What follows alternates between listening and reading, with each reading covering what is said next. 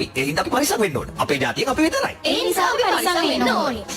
මොකද පුළට ගන්න?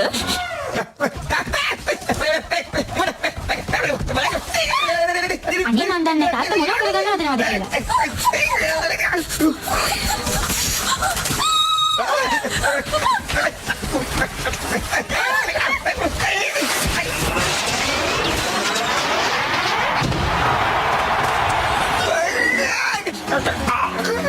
යාන්තම් ඇති තාත්තා දැලිගාගෙන හරි බේරුණානේ.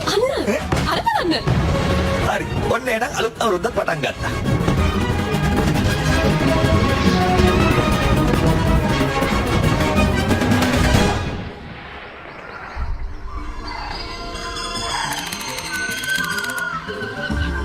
ඇමසන් සංචාරයේ 7 වෙනි දවස රියෝ වලින් කිලෝමීටර් 2000ක් දුරින් අපි වැසි වනාන්තරයේ මැදට ළඟා වුණා. අපි වටේට රූස්ස ගස් කොළන් පිරීලා තියෙනවා. ඒ වගේම විවිධ වර්ගයේ සත්තු. ඒ අතරේ අපි නිස්කලංකව ගඟ පහළට පාවෙලා යනවා. ඔයාලා නිස්කලංක වෙන්දී? ලස්සනයි.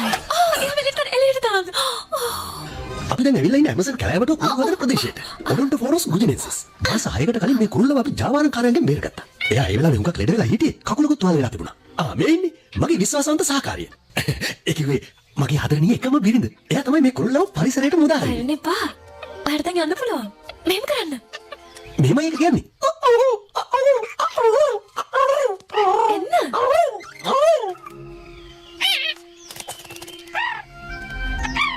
එයාට දැන් ප්‍රශ්නයක් වෙන එකක් නෑ නේද? ඔව් එයාට දැන් හොඳයිනේ.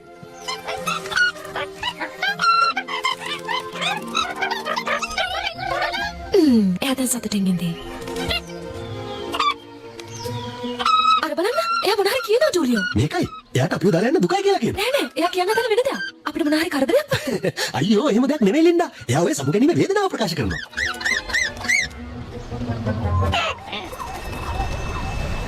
ජෝලියෝ අර බලන්න. පස්සට ගන්න. ඉක්මන් කරන්න. ඕ හරි හරි බය වෙන්න එපා.